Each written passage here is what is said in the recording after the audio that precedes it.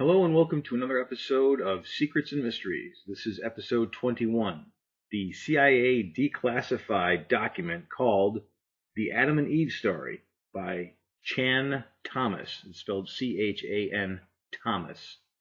This is my deep reveal of that document and the coverage of it so far. The Adam and Eve Story is a book that the CIA had classified, which is another way of saying banned for public release, in 1966, shortly after its initial publication. Now, this book covers a series of theories and a series of events that can be labeled as the cyclical destruction of life on Earth, or cyclical cataclysm is the word or terminology used. I'm going to heavily paraphrase the cataclysm mechanisms, and I'm just going to generally describe them, because you can download the document yourself and read it for yourself. I'm going to provide a link for that. Plus, I'm going to provide two links for people who I think did a great job explaining this entire document and the science around it. So, I don't want to duplicate their efforts. There's no sense in doing that. What I'm going to do is I'm going to get into a few things that the other video authors really didn't get that far into, and then a few things that they haven't yet seen or missed entirely. The 57-page document looks like it's been excerpted from more than 200 pages originally, including 4 pages in the beginning of the document that don't look like they actually came from the original document. They look like they came from some kind of an entertainment magazine or a news magazine of some kind. Yet there might be some sort of clues in there, given that this is the CIA. To be honest, I have not scrubbed these pages yet. I'm going to do that later and possibly put a part 2 to this video out. As you can see, this is the contents page, which comes a few pages after those 4 pages of information that don't really seem to fit this book. The topics here range from the next cataclysm to the Great Floods, the story, and other things. We're going to get into those various topic matters, or at least a few of them. We're going to do that right now. This book, The Adam and Eve Story, released by the CIA in part by Chan Thomas, credits pole shift as the mechanism by which cyclical cataclysm takes place. And I already released a video to that effect that I agree with that, basically. That I think that global climate change is being caused, at least initially, by pole shift. And what is causing pole shift is anybody's guess. However, I think I found a clue here, and I'll get to that in a minute. So basically, pole shift is supposed to lead to an ice age or a mini ice age, and there's a lot of evidence to that effect in terms of we've had several ice ages. That's something that most scientists already agree upon.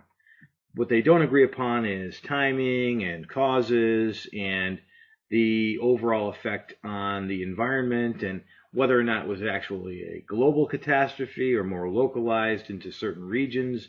None of these things have been settled upon yet. Where there seems to be more consensus is that prior to the ice age, the polar reversal would cause potentially geomagnetic and geological activity. And that would cause things like crazy weather, lots of volcanoes, more earthquakes, landslides, sinkholes, possibly mass animal die-offs, and things like strange atmospheric sounds or sonic booms being heard by people in diverse places. Oddly enough, all of those things are occurring. All of those things are on the uptick since 2008 by several thousand%. And right now we know for a fact that the poles are reversing. And they are doing so at an alarming rate. Right now the North Pole is moving at over 2 kilometers per day towards the south, and the south is maybe slightly less than 1 kilometer moving north per day, but both of them are accelerating. And just as a fun fact, they're both doing it on the same side of the Earth, so these two magnetic anomalies that protect our planet are moving along the same axis toward one another on the same side of the Earth. One of the things that theoretically pole shift can cause is the expanding of the Earth's crust as the molten core of the Earth moves underneath it and kind of shoulders its way through portions of the Earth's crust and causes it to either expand or contract accordingly. That's why rivers like this French one all over the world are starting to disappear.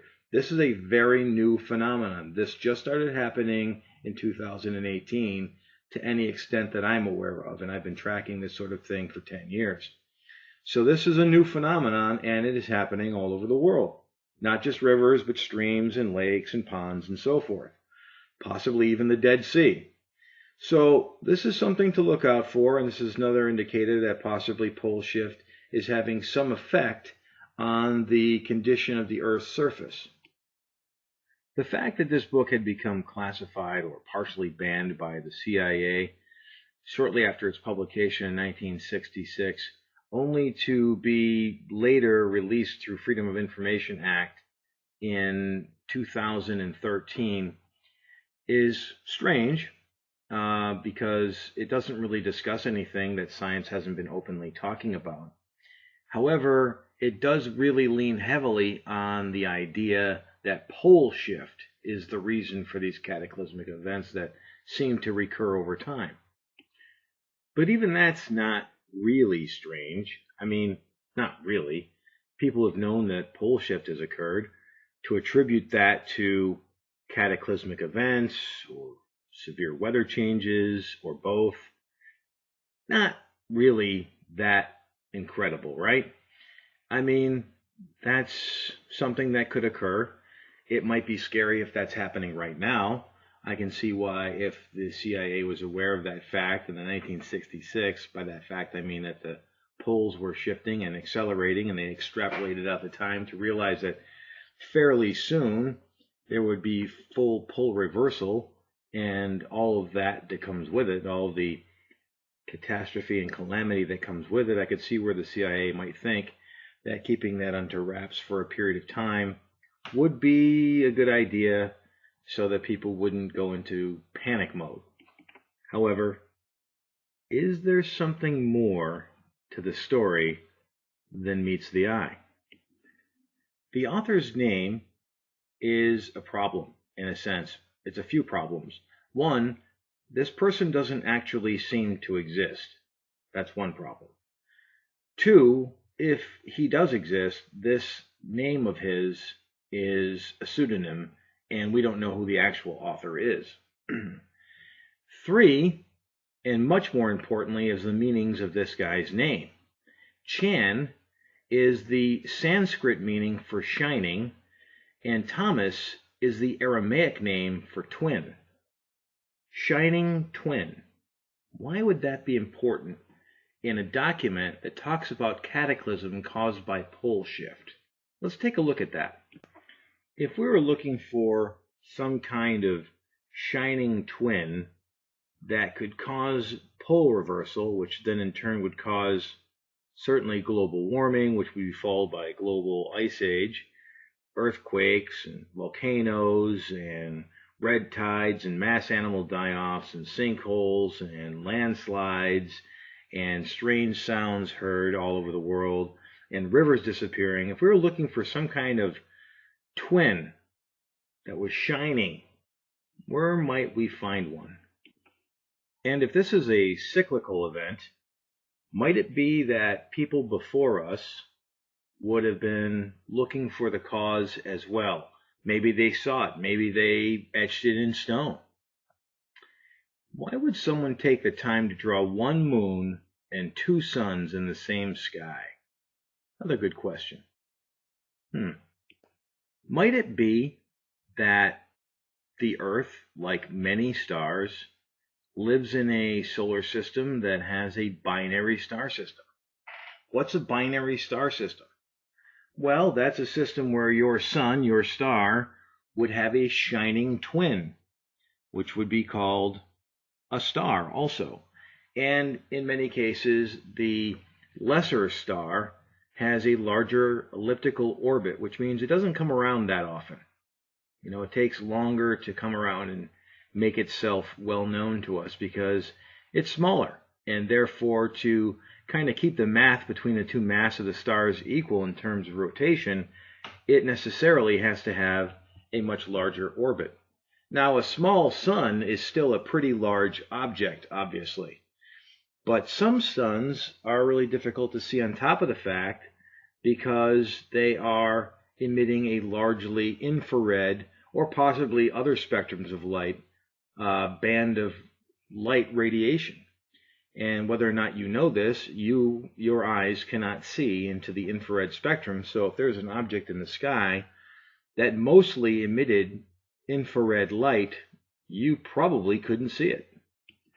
But that doesn't mean it doesn't have a huge amount of mass, and that doesn't mean that it doesn't have a whole lot of electromagnetic energy, and that doesn't mean certainly that if it does come by that it would not have some major effect on the planets and other objects near it as it closed in near to them on its cyclical revolutionary trip back towards the Earth. The idea that we've had a binary star, which is a scientific term, has been around for a long time. Nibiru is a Sumerian term for the same concept. Planet X is sort of a pop culture reference to the same kind of an idea. Nemesis is a pop culture and scientific reference towards the idea of the name given to our own binary star. And Wormwood is the name that you would find the Bible giving it in Revelation chapter 8, verse 11. So let's do a quick recap. The CIA releases a book, in part, that was banned shortly after it was written in 1965, bans it in 1966, and partially releases some of it through the Freedom of Information Act in 2013, right around the time that a lot of the events that would be caused by pole shift start to become more and more mainstream news and start to get talked about in places like YouTube, among others. Along with that, the author, who doesn't seem to really exist, has a name that in Sanskrit and Aramaic, which are the two places where this event was recorded in stone before, has a name that means shining twin. And when you read the Adam and Eve story by, you could say shining twin. So the Adam and Eve story, the biblical story, happens by the shining twin, which is, of course, the binary star. And you have also given the fact that the CIA has banned this book, whose 200 other pages are unknown to us until the 1993 republishing of the book, supposedly, as a paperback. Although I did find a copy that supposedly was printed in 1971 on Amazon listed as a hardcover. Again, no copies on hand. And you can also get this as a Kindle. Again, you'll get this as a Kindle, but, is it really the exact same unredacted, unedited, unchanged copy from 1966? Was there even really a copy from 1966, since no existing copies can be found anywhere, and believe me, I looked? Or is this a way of telling the American public, hey, something's going to happen, and people like me are going to find this information, and we're going to analyze it, and we're going to slowly bring it out to the masses, and give them a chance in a slow, drip out type information, sort of a reversing of MK Ultra mind washing, to tell people, yeah, something's happening, and you may want to start to take a look at it. And maybe they're trying to condition you to accept the fact that some shit is about to go down. This is truly one of those mysteries that as you peel it back, it just gets a little bit more secretive and a little bit less clear. However, what is clear is that the poles are shifting. Something cataclysmic is happening to our weather. Volcanoes, earthquakes, sinkholes, and all of those things I mentioned before that could be caused by the approach of a large dwarf star are definitely all happening. And the behavior of our own government and other governments lately could be explained by the approach of something like this that was going to be a game changer.